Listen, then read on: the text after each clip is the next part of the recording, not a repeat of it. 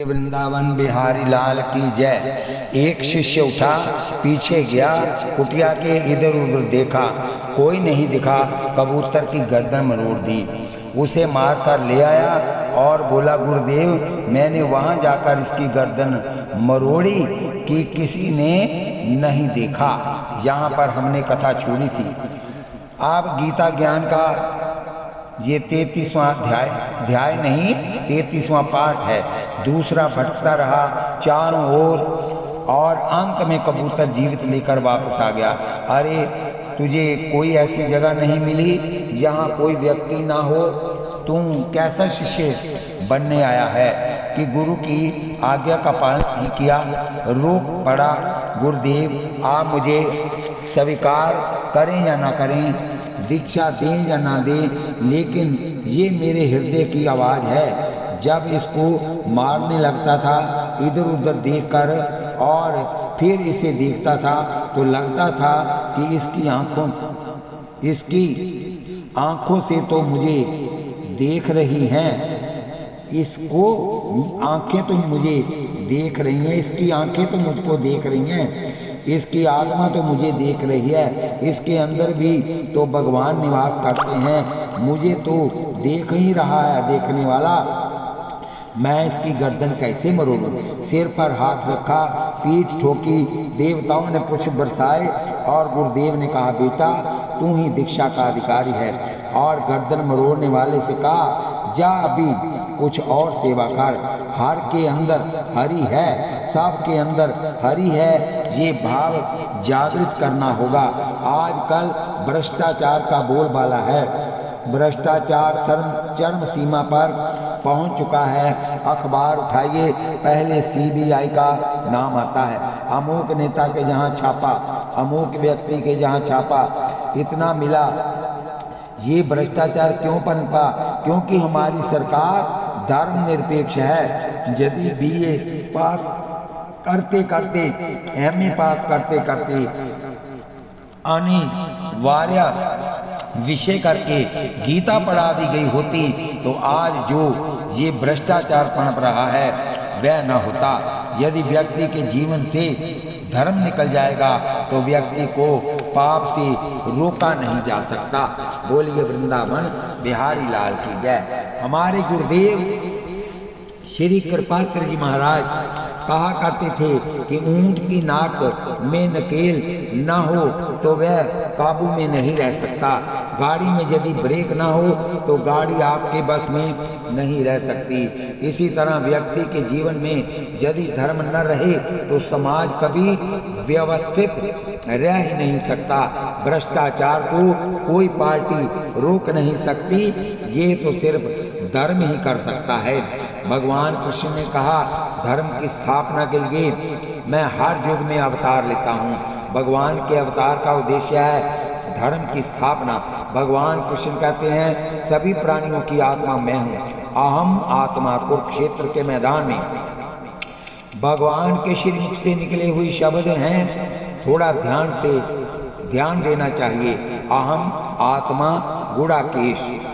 समस्त प्राणियों के हृदय में मैं ही आत्मा बनकर प्रकट हूँ और सृष्टि का आदि, सृष्टि का मध्य और सृष्टि का अंत भी मैं हूँ। आदित्य नामहम विष्णु। आदिति के 12 पुत्रों में विष्णु मैं हूँ और ज्योतियों में सूरज मैं हूँ। सूर्य तो 12 घंटे आपके सामने प्रकट है, आप कभी 2 मिनट भी देखते हो? भगवान कह रहे हैं सूरज मैं हूँ और आप कहते हैं महाराज भगवान का दर्शन ही नहीं हो रहा, हम तड़प रहे हैं। ज्योतिषाम रवि शुभान। ज्योतियों में सूरज मैं हूँ। 49 पवन है, उसमें मार्च नामक मरुत मैं हूँ और नक्षत्रों में चंद्रमा मैं हूँ। वह कृष्ण चंद्र है, रामचंद्र है और चांद निकलता है और मुस्लिम भाई तो ईद के चांद को नमस्कार कर लेते हैं। इसका मतलब वो भी भगवान को ही नमस्कार करते हैं। भगवान कहते हैं तारों में चांद मैं हूँ और इनके झंडे पे चांद और तारे का निशान है, पर आपको तो कभी नमस्कार करना ही नहीं। आपकी दृष्टि में चंद्र एक पिंड है, सूरज एक पिंड है, लेकिन भगवान श्री कृष्ण कहते हैं समस्त ज्योतियों में सूरज मैं हूँ और नक्षत्रों में चांद मैं हूँ। हमारे शास्त्रों में लिखा है जब पूर्णमासी का चंद्र निकला हो तो छत पर बैठो और चंद्रमंडल के बीच में अपने इष्ट को सिंहासन विराजमान करके अपने इष्ट का ध्यान करो। देखो आपको क्या अनुभव होता है। लगातार दर्शन करो।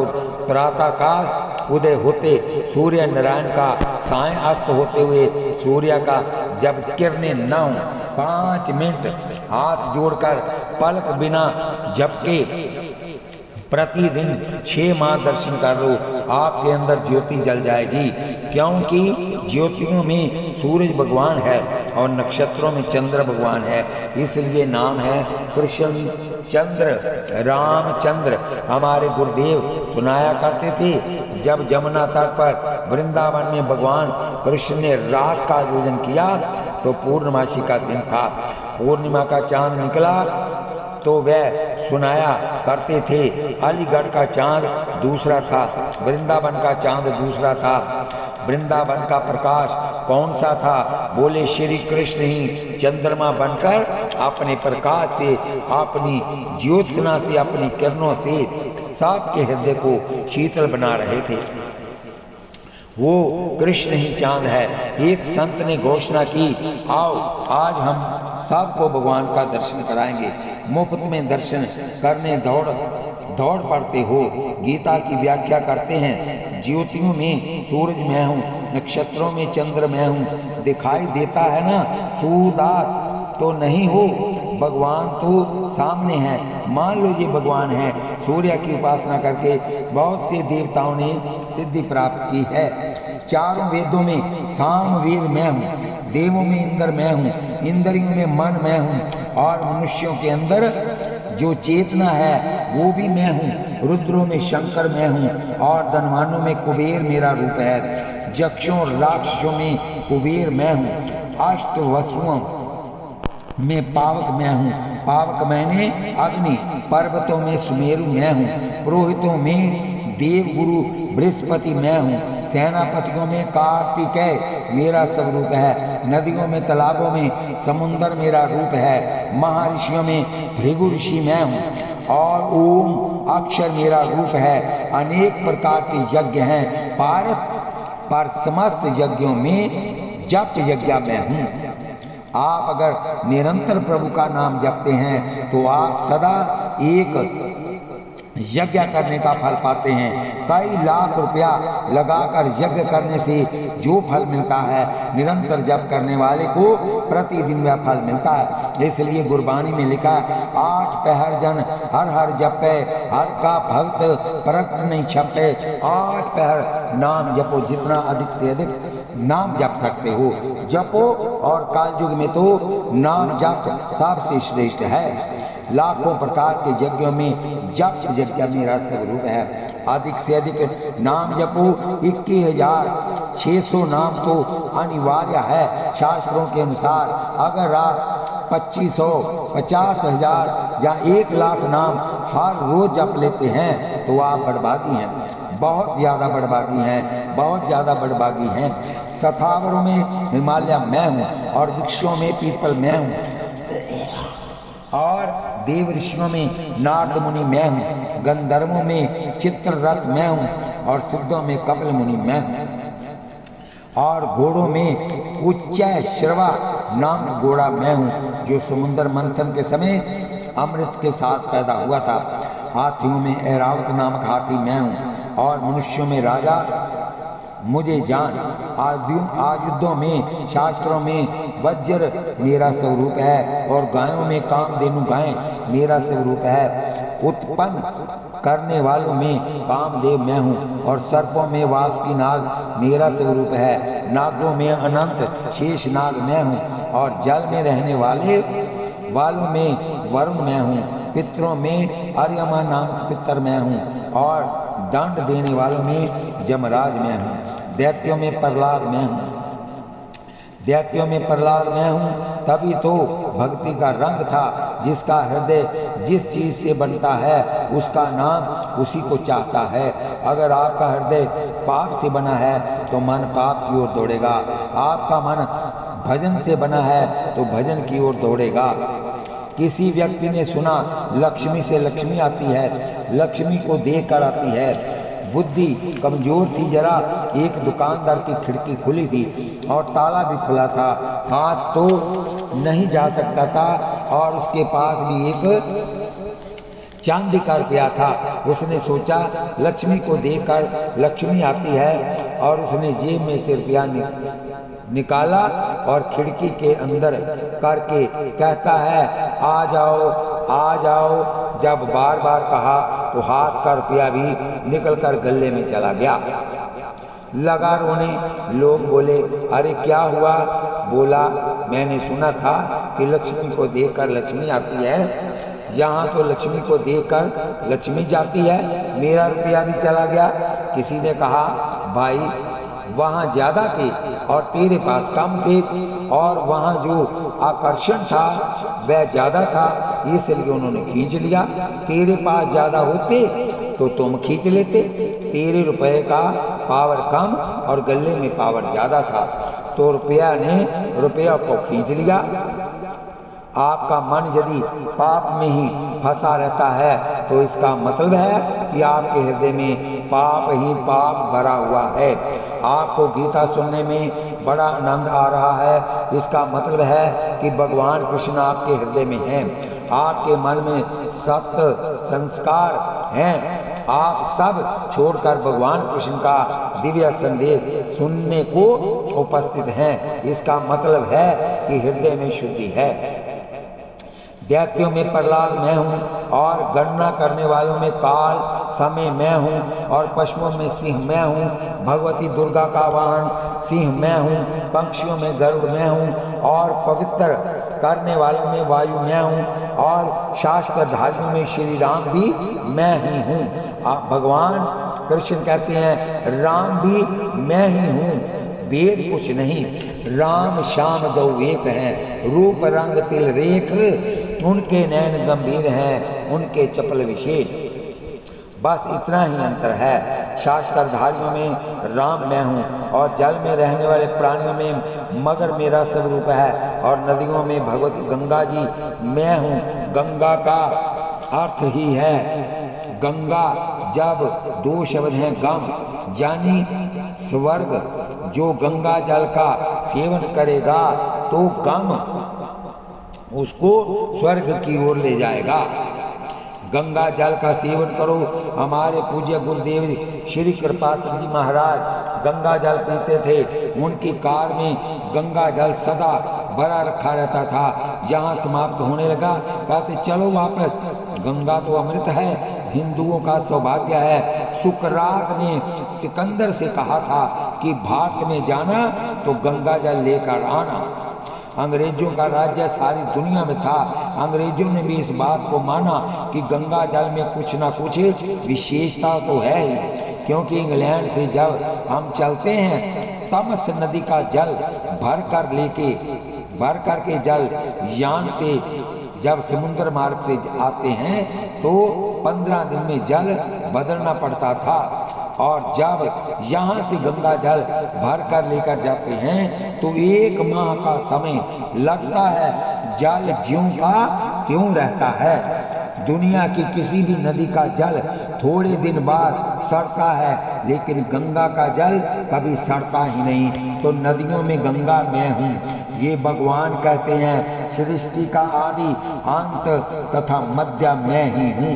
और विद्याओं में अध्यात्म विद्या मैं हूँ। कुछ लोग अंग्रेजी पढ़कर, उर्दू पढ़कर, विज्ञान पढ़कर, डॉक्टर बनकर अपने को विद्वान मानते हैं, लेकिन शास्त्र की दृष्टि में विद्वान वही है जिसको अध्यात्म का ज्ञान होता है। बाकी विद्याएं तो रोटी कमाने की कला है। जिसको शास्त्र का ज्ञान नहीं वह 10 विषयों में भी PhD कर ले तब भी मूर्ख ही है। और जिसको आत्मा का ज्ञान है, बोध है और अंगूठा छाप भी है तो विद्वान है। समस्त विद्याओं में अध्यात्म विद्या मेरा स्वरूप है और वाद विवाद करने वालों में जो तत्व का निर्णय है ये वह मेरा स्वरूप है। अक्षरों में आकार मेरा स्वरूप है, समासों में द्वंद्व मेरा स्वरूप है। कितनी सुंदर बात है, थोड़ी बुद्धि लगाओ भाई। भगवान कहते आ मेरा स्वरूप है। अब आप सोचें जरा, कोई भी अक्षर हो उसमें आ जरूर है। क ख बोलिए, क उसमें अ है, उसी तरह ख ग क सब में आ है। दिखते अक्षर हैं लेकिन उच्चारण बिना आ के नहीं होता। हर अक्षर में जैसे आ छुपा है उसी तरह संसार के हर पदार्थ में परमात्मा भी छुपा है। परमात्मा दिखाई नहीं देता, पर परमात्मा के बिना संसार की सत्ता ही नहीं है। जैसे अ के बिना किसी शब्द का अक्षर ही उच्चारण नहीं हो सकता, तो अक्षरों में अ मैं हूँ, काल में काल भी मैं हूँ और सारे संसार को धारण करने वाला विश्व रूप भी मैं हूँ। और हम लोग मृत्यु का नाम सुनते ही घबरा जाते हैं और भगवान कहते हैं मृत्यु भी मैं हूँ और मृत्यु का सामना तुझे करना ही है, चाहे घबराओ चाहे निर्भय रहो। जब मरना ही है, मौत को आना ही है, तो ऐसा भाव बना कि गीता में भगवान ने कहा है कि मृत्यु मैं हूँ। तो मृत्यु के रूप में भगवान ही आकर मुझे गले लगाकर विकुंठ ले जाने वाले हैं। जैसे प्रहलाद के सामने नरसिंह आए, आकृति तो भयानक थी लेकिन थे तो भगवान ही। इसी प्रकार मौत की आकृति चाहे भयानक हो लेकिन उसके अंदर छिपा हुआ तो मेरा भगवान ही है। अगर ये भाव जीवन में निश्चित हो जाए, मृत्यु के अंदर भगवान को देख लोगे तो फिर वह तुम्हें सीधा भगवान के पास ही ले जाएगी। मृत्यु भगवान का स्वरूप है। किसी व्यक्ति की कीर्ति होती है, किसी की वाक चतुरता, स्त्रियों में सौंदर्य, पुरुषों में कीर्ति और सुनकर याद रखने की स्मरण शक्ति, धारण करने की मेधा, धृति और क्षमा सब मेरे स्वरूप हैं। गायन करने योग्य श्रुतियों में बृहत साम और छंदों में गायत्री, महीनों में मार्ग शीर्ष मेरा स्वरूप है और ऋतुओं में बसंत ऋतु मैं हूँ। 6 ऋतुएं होती हैं, ग्रीष्म, वर्षा, शरद, हेमंत, शीशिर और बसंत। तो बसंत ऋतु मेरा स्वरूप है। होली बसंत का ही प्रारंभ होता है, होली बसंत की खुशी होती है। ये ऐसा मीठा मौसम होता है जहाँ न गर्मी है न सर्दी है, नए नए कोंपल निकलते हैं, पुराने झड़ जाते हैं। बोलिए वृंदावन बिहारी लाल की जय। 6 ऋतुओं में बसंत ऋतु भगवान कहते मैं हूँ। छाल करके करने वाले में जुआ मेरा स्वरूप है और तेजस्वियों के अंदर तेज मेरा स्वरूप है। लड़ने वालों में विजय मेरा स्वरूप है। व्यवसाय में सफलता मेरा स्वरूप है। सात्विक पुरुषों में सत्व मेरा स्वरूप है। वंशियों में वसुदेव अर्थात कृष्ण तो मैं ही हूँ। और आगे जो बात कही वो चुकाने वाली है कि अर्जुन को जब वो बोले वंशियों में वसुदेव मैं हूँ और अर्जुन पांडवों में अर्जुन मैं हूँ। भगवान ने कहा पार्थ तुम मेरे ही स्वरूप हो। अर्जुन एकदम चौंक उठा, मैं और तुम दो नहीं, बद्री नारायण में 2 पहाड़ियाँ हैं, वहाँ नर और नारायण दोनों तप करते थे। नर बन गए अर्जुन और नारायण बन गए श्री कृष्ण। ये दोनों सगे भाई हैं। प्रभु ने स्पष्ट किया हम और आप नर हैं और प्रभु नारायण है। यदि अर्जुन की तरह हम भी बन सकें तो हम भगवान के स्वरूप ही बन जाते हैं, सखा बन जाते हैं। भगवान फिर हमारी इच्छा को पूर्ण करने को तैयार हैं। बोलिए वृंदावन बिहारी लाल की जय। मुनियों में महर्षि, वेद व्यास में और कवियों में शुक्राचार्य मैं हूँ। दमन करने वालों में दंड शक्ति मैं हूँ। विजय पाने की जो इच्छा है वो नीति मैं हूँ। व्यक्ति की कमजोरी क्या होती है, अपनी बात दूसरों को बता देना और उससे कहता है कि तुम आगे किसी से ना कहना। खास कर देवियों में तो ये बात प्रसिद्ध है, ये अपनी गुप्त बात जब तक अपनी सहेली को न बताए इसकी रोटी हजम नहीं होती, और उनको कहेगी कि तुम किसी को मत बताना, इनको ये बात समझ नहीं आती कि तुम्हारी बात तुम्हारे हजम नहीं हुई तो सहेली के पेट में कैसे रहेगी। वह भी तो आगे कहेगी ना किसी से और मामला गड़बड़ हो जाता है। भगवान कृष्ण कहते हैं कि गुप्त रखने में जो विद्या है, मौन रहना, चुप रहना, भगवान कहते हैं मेरा स्वरूप है। गुप्त बात के लिए हमेशा मौन रहा जाना बहुत अच्छी बात है। हम जाते हैं घूमने, पाठ करते रहते हैं, श्रोता मिलते हैं, कुछ बात करना चाहते हैं, जब मौन का इशारा किया तो चले जाते हैं।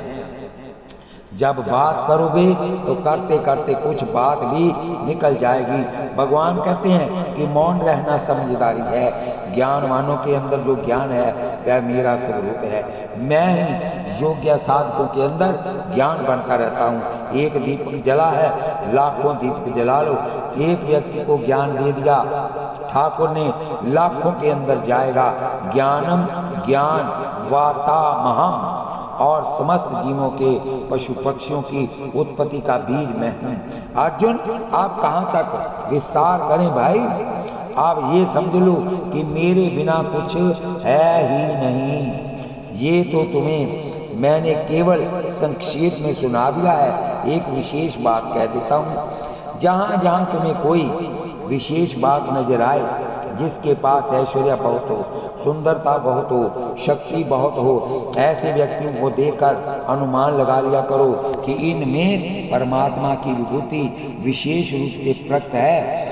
इसमें विशेष तेज आ गया है। उदाहरण से समझो, एक और 0 पावर की 10 लड़ियां हैं, उसमें 100 पावर का लट्टू लगा दिया जाए, उसमें लाइट ज़्यादा है तो हम अनुमान लगा लेंगे ये ज़्यादा पावर का लट्टू है। उसी तरह जहाँ किसी व्यक्ति में किसी विशेष गुण का ज़्यादा प्रकाश हो, उसी में ज्ञान आ जाए, उसी में ऐश्वर्य आ जाए, उसी में शक्ति आ जाए, उसी को बुद्धि मिल जाए, उसी को सुंदरता मिल जाए। जहाँ कुछ विशेष चीज़ देखो तो समझ लिया करो कि भगवान है। बहुत बढ़िया बात हो गई ना। अंत में भगवान ने अंतिम श्लोक में कह दिया, बहुत ज़्यादा सुनने या कहने से क्या लाभ है अर्जुन, बस तुम इतना मान लो कि ये सारा जगत मेरे एक अंश में व्याप्त है। 50 करोड़ योजन का है ये संसार, और एक योजन में 13 किलोमीटर होते हैं। भगवान कहते हैं कि ये सारा संसार, ये सारा ब्रह्मांड मेरे एक अंश में टिका हुआ है।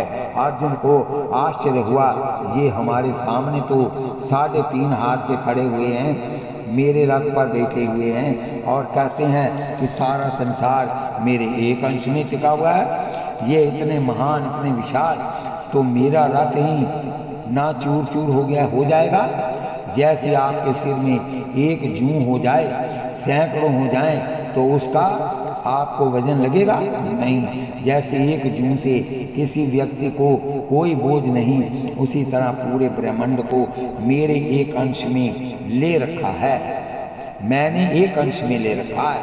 अर्जुन मुझे उसका कोई भार नहीं।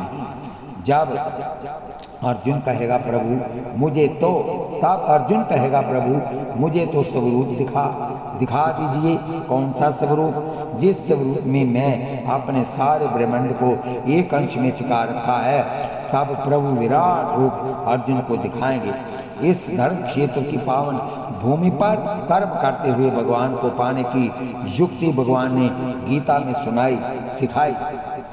आप सुने, पढ़ें, विचार करें और कल को विराट रूप का दर्शन ज्ञान चक्षुओं से कीजिए। भगवान का दर्शन ज्ञान चक्षुओं से होता है। बोलिए वृंदावन बिहारी लाल की जय। भगवान कृष्ण ने 10वें अध्याय की समाप्ति पर कहा, ये संसार मेरे एक अंश में टिका हुआ है। व्याप्त होकर मैं इस संपूर्ण एक अंश के द्वारा ठीक भी है, क्योंकि परमात्मा के बारे में शास्त्रों ने कहा कि प्रभु अनंत कोटि ब्रह्मांड नायक हैं। जैसे सेनापति सेना नायक होता है, परमात्मा करोड़ों ब्रह्मांडों के नायक हैं। ब्रह्मांड एक नहीं है, ब्रह्मांड निकाया निर्मित माया, रोम रोम प्रति वेद कही। एक एक रोम के साथ भगवान राम के एक एक ब्रह्मांड लटका हुआ था जब वो कौशल्या के सामने प्रकट हुए। ब्रह्मांड निकाया निर्मित माया, रोम रोम परमात्मा के एक एक रोम में एक एक ब्रह्मांड लटका है। इसी तरह परमात्मा अनंत कोटि ब्रह्मांड नायक है। विज्ञान ने बड़ी तरक्की की, पर वैज्ञानिकों से पूछो आकाश कहाँ से प्रारंभ होता है और कहाँ अंत होता है, नहीं बता सकेंगे। एक बार गर्द चले आकाश का आदि अंत जानने के लिए करोड़ों वर्षों तक उड़ते ही रहे वह, लेकिन उन्हें ना आदि मिला ना अंत मिला। आकर गरुड़ जी ने कह दिया कि आकाश का ना आदि है ना अंत है। परमात्मा आकाश से भी बड़ा महान है, बड़ा है, विस्तृत है, क्योंकि आकाश परमात्मा के अंदर है। दृष्टांत से बात समझ में आएगी। स्वप्न में जो आपको जगत दिखाई देता है वह आपके अंदर ही दिखता है, और जब स्वप्न का जगत दिख रहा है तो आकाश भी तो अंदर ही है। उस आकाश में ही तो स्वप्न के दृश्य दिखते हैं, जैसे आपके हृदय आकाश में स्वप्न के दृश्य दिखाई देते हैं। इसी तरह परमात्मा के अंदर आप आकाश है, उसमें करोड़ों ब्रह्मांड फुटबॉल की तरह दिखाई देते हैं, जो अपनी परिधि में चक्कर लगा रहे हैं। काक बसुंडी और गरुड़ जी का संवाद उत्तरकांड में पढ़ें तो काक बसुंडी जी कहते हैं कि भगवान राम की बाल लीला देखने जब मैं पहुंचा तो मुझे वो मालपूड़ा दिखाते हैं, और जब मैं लेने पहुंचता हूं तो डर कर भागते हैं। प्राकृत बालक की तरह जब वो लीला करने लगे तो मेरे मन में संदेह हो गया। तब प्रभु ने मुझे देखा, हंसे, और जैसी स्प्रिंग से कोई चीज खिंचती हो, मैं खिंचकर उसके मुंह में चला गया और मुंह से उसके पेट में चला गया। और जब पेट में पहुंचा तो वहां मैंने क्या देखा? उधर माज सुन अंडज राया, देखो बहु ब्रह्मांड निकाया। देखे मैंने भगवान राम के उदर में जाकर अनगिनत रवि शशि शिव चतुरानन एक ब्रह्मांड नहीं करोड़ों ब्रह्मांड देखे, और एक एक ब्रह्मांड में घूमता रहा। एक ब्रह्मांड से दूसरे में, दूसरे से तीसरे में, जैसे विश्व टूटकर निकला व्यक्ति कभी दुबई जा रहा है, कभी इंग्लैंड, कभी हॉलैंड, तो कभी कनाडा, अभी अमेरिका जा रहा है। एक एक द्वीप को, एक एक प्रांत को देखता आगे बढ़ रहा है। काक बसुंडी जी बोले कि मैं एक एक ब्रह्मांड को 100-100 वर्ष तक देखता रहा। ऐसे करोड़ों ब्रह्मांड मैंने राम जी के अंदर देखे। और प्रति ब्रह्मांड राम अवतारा, देखो बाल विनोद अपार। और प्रत्येक ब्रह्मांड में मुझे राम अवतार भी दिखा, और प्रत्येक ब्रह्मांड में दशरथ और कौशल्या भी मुझे दिखाई दिए। दशरथ कौशल्या मुझे भिन्न भिन्न दिखाई दिए, लेकिन राम एक ही दिखे। और 2 घड़ी में मैंने सब कुछ देखा। और फिर राम की लीला माया कि वो ऐसे हंसे कि मैं फिर बाहर आ गया, और जब बाहर आया तो फिर वही बाल लीला उन्होंने मेरे साथ प्रारंभ कर दी।